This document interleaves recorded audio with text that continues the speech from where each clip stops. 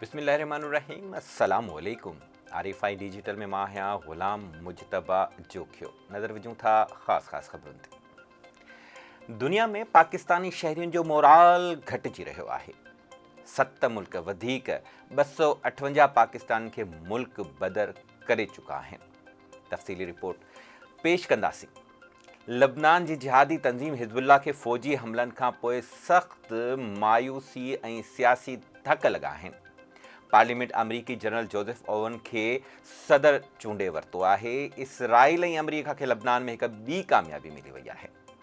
उन ते बि नज़र कंदासीं, पर उन खां अॻु असांजे नाज़रीन खे असांजे RFI डिजिटल चैनल खे सब्सक्राइब करणु घुरिजे ऐं बेल आइकन खे दॿाइणु घुरिजे त जीअं उहे ताज़ा तरीन ख़बरूं हासिल करे सघनि। तव्हांखे ख़बर आहे त दिसंबर 2024 में छा थियो? न को मसइलो न आहे। अचो त तव्हांखे ॿुधायूं था त दिसंबर 2024 में पाकिस्तान खे 3 अरब 10 करोड़ डॉलर मौसूल थिया। ॿिए तरफ़ गज़ा जे सरज़मीन ते इसराइली ज़ुल्म ऐं ॾाढ में इज़ाफ़ो थी वियो आहे। मथां वरी रत ॼमाईंदड़ थधि। ॿारड़ा जेके हमलनि खां बची विया हुआ से हाणे सर्दीअ जे करे मरी रहिया आहिनि। हिकु ॿी अहम ॻाल्हि जंहिं ते ॻाल्हाईंदासीं उहा आहे मलीर एक्सप्रेस वे खां ज़ेड भुट्टो एक्सप्रेस वे ताईं जो सफ़र। दुनिया में पाकिस्तानी माण्हुनि जो मोराल घटिजी रहियो आहे। गुज़िरियल साल 14 नवंबर ते UAE पाकिस्ताननि जे लाइ वीज़ा ते पाबंदी लागू करे छॾी हुई। सऊदी अरब, अमान, कतर, बहरैन समेत ॿियनि मुल्कनि जा पाकिस्तानी बि मुल्क बदर थींदा रहिया, जंहिंजा केतिरा ई सबब आहिनि, जिन में सभ खां मथां ॾोह पिनणु आहे। बदुनवानी बि शामिल आहे, मनशियात फ़रोशी बि शामिल आहे, पर उहे किस्सा त ख़ैर पुराणा आहिनि, पर सूरत हाल अञा ताईं साॻी आहे। सऊदी हुकूमत त पाकिस्तानी पेनू फ़क़ीरनि खां एतिरी त तंग थी वई हुई जो आख़िरकार 25 सेप्टेंबर 2024 ते पाकिस्तानी मज़हबी मुआमलनि वारी वज़ारत खे हथ ॿधी चयो त अल्लाह खे मञियो, फ़क़ीरनि खे सऊदी अरब अचण खां रोकियो, न त पाकिस्तानियुनि खे हज ऐं उमिरे जी अदायगीअ लाइ बि वधीक सख़्तु पाबंदियुनि खे मुंहुं ॾियणो पवंदो। नए साल जी शुरूआति आहे ऐं दुनिया जे मुख़्तलिफ़ मुल्कनि में पाकिस्तान खे मुल्क बदर करण जो अमल शुरू थी वियो आहे। मजमूई तौर ते 232 पाकिस्तानियुनि खे सऊदी अरब ऐं UAE मां निकाली ॾिनी वई आहे, जिन मां 7 फ़क़ीर हुया। पाकिस्तानियुनि खे चीन ऐं ॿियनि मुल्कनि मां बि कढियो पियो वञे। इहा ॻाल्हि उते ख़तमु न थी आहे। इंडोनेशिया ऐं नाइजीरिया जहिड़नि मुल्कनि मां बि पाकिस्तानियुनि जे नेकालियूं जूं ख़बरूं अची रहियूं आहिनि। पाकिस्तानियुनि जो ग्राफ एतिरो त घटिजी वियो आहे जो इंडोनेशिया ऐं नाइजीरिया बि उन्हनि खे बर्दाश्त करण लाइ तयारु नाहिनि। कतर, इंडोनेशिया, कब्रस ऐं नाइजीरिया मां बि 16 पाकिस्तानियुनि खे डिपोर्ट कयो वियो आहे। हिकु पाकिस्तानीअ जी त शोहरियत ई मशकूक हुई ऐं कुझु पाकिस्तानी त अहिड़ा बि आहिनि जेके बिना इजाज़त जे हज ते विया। अहिड़ा ॿिया बि केतिरा ई सबब आहिनि जंहिंजे करे पाकिस्तानियुनि खे ॿाहिरि कढियो वियो आहे। UAE मां नेकाल थियल 4 ॼणा मनशियात जी स्मगलिंग में मुलविस आहिनि। नाइजीरिया मां 16 पाकिस्तानियुनि खे डिपोर्ट कयो वियो ऐं हीउ पहिरियों दफ़ो न आहे जो ईअं थियो आहे। विच ओभर मां पाकिस्तान जो निकिरणु का आम ॻाल्हि नाहे। गुज़िरियल ॾींहं बि 63 पाकिस्तान खे मुल्क बदर कयो वियो हुयो। पाकिस्तानी हुकूमत त वॾी दावा करे रही आहे त असां महांगाईअ में घटिताई कई आहे, महांगाई जो ग्राफ हेठि अची रहियो आहे, पर पोइ छो पाकिस्तानी ॿियनि मुल्कनि में वञी पिनण ते मजबूर आहिनि? छा पाकिस्तानी हुकूमत उन्हनि जे हवाले सां काराइतो क़दम न खयो आहे? इहा ॻाल्हि दुनिया में वतन दोस्ती ऐं पाकिस्तानी शोहरियत जे बदनामीअ जो सबबु बणिजी रही आहे। छा पाकिस्तानियुनि खे पंहिंजे मुल्क में वेठे वेठे खाधो नथो मिले, जेको हू ॿियनि मुल्कनि में वञी पंहिंजे मुल्क जो नालो मिटीअ में मिलाए रहिया आहिनि? हुकूमत खे होशियारु रहणु घुरिजे ऐं उन लाइ अमली क़दम खणणु घुरिजनि त जीअं पाकिस्तान जे मोराल खे वधीक ख़राबु थियण खां बचाए सघिजे। लबनान जी जिहादी तंज़ीम हिज़्बुल्लाह खे फ़ौजी हमले खां पोइ सख़्तु सियासी धकु रसियो आहे। इसराइल ऐं अमरीका खे लबनान में हिकु ॿी कामयाबी मिली वई आहे। पार्लियामेंट अमरीकी नवाज़ जनरल जोसेफ ओवन खे सदर चूंडे छॾियो आहे। लबनानी पार्लियामेंट जे 128 मेंबरनि मां 99 मेंबरनि जनरल जोसेफ खे वोट ॾिनो। जनरल जोसेफ खे चूंडजणु एतिरो आसान न हो। तजिया निगारनि जो चवणु आहे त लबनान में अमरीकी सफ़ीर लीज़ा जेनसन जो किरदारु अहम आहे।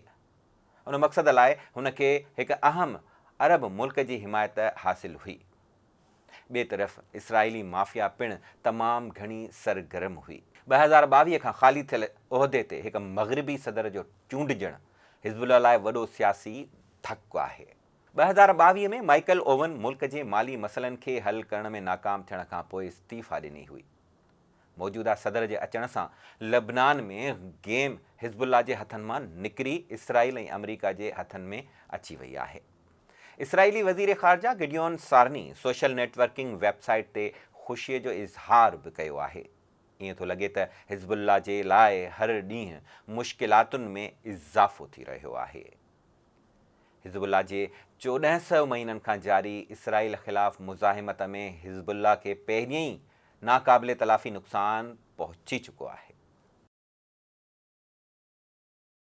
गज़ा जे सरज़मीन ते इसराइल ज़ुल्म ऐं ॾाढ जा पहाड़ किराए छॾिया आहिनि त ॿिए पासे रत ॼमाईंदड़ थधि ॿारड़ा जेके हमलनि खां बची विया हुआसीं हाणे सर्दीअ जे करे मरी रहिया आहिनि।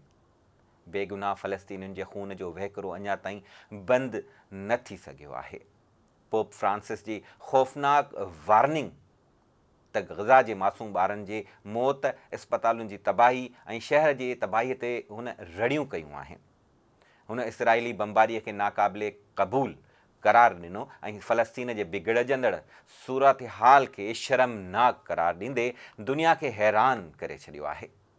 इसराइल नए साल जे पहिरें 9 ॾींहंनि में 490 फ़लस्तीनियुनि खे शहीद कयो आहे ऐं ताज़ी ख़बरुनि मूजिबि 70 फ़लस्तीनी शहीद थिया आहिनि ऐं 104 ज़ख़्मी पिणु थिया आहिनि। जॾहिं त गज़ा में उर्बकान पनाहगीरनि जे स्कूल ते हमले में 3 फ़लस्तीनी शहीद थी विया।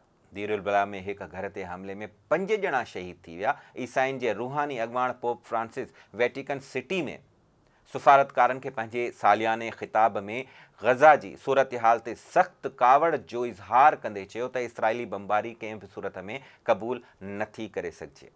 हुन गज़ा जे मौजूदा सूरत हाल खे इंतिहाई संगीन ऐं शर्मनाक करार ॾींदे चयो त सख़्तु सर्दीअ में ॿार मौत ॾे वञी रहिया आहिनि।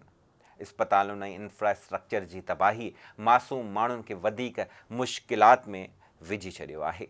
पोप फ्रांसिस इंसानी हक़ूक़ जी भंजकड़ीअ ते सख़्तु ॻणतीअ जो इज़हार कंदे चयो त अहिड़ी सूरत हाल खे बर्दाश्त नथो करे सघिजे। अॼु असां हिकु अहम मौज़ूअ ते ॻाल्हाईंदासीं ऐं उहो आहे मलीर एक्सप्रेस वे खां ज़ेडे भुट्टो एक्सप्रेस वे ताईं जो सफ़रु। मलीर एक्सप्रेस वे हिकु गेम चेंजिंग प्रोजेक्ट आहे जेको अवाम खे केतिरनि ई मसइलनि खां निजात ॾियारींदो ऐं वक़्तु ऐं पैसनि जी बचत थींदी। पर इहो थींदो कॾहिं, केरु ॿुधाईंदो, का ख़बर कान्हे। 25 डिसंबर ते इफ़्तिताह जी ख़ुशी मल्हाईंदड़ हुकूमत न ॼाणे कहिड़े मक़सद तहत ख़ामोश थी वई ऐं शहरियुनि खे हिकु सुकून जो साह करण जो मौक़ो मिलणो हो जेको टाई टाई फिश थी वियो। इफ़्तिताह जूं तारीख़ूं बदिलजंदियूं रहियूं ऐं आख़िरकार हिकु शॉकिंग न्यूज़ ॿुधण में आई। उहा हीअ हुई त मलीर एक्सप्रेस वे मनसूबो हाणे न रहियो। मतिलबु त हाणे ज़ेडे भुट्टो एक्सप्रेस वे थी वियो आहे जंहिंजो इफ़्तिताह जल्दी थींदो। हाणे सुवालु इहो आहे त आख़िर नालो बदिलाइण जी ज़रूरत छो पेश आई? हेॾो वॾो तारीख़ी नालो मलीर।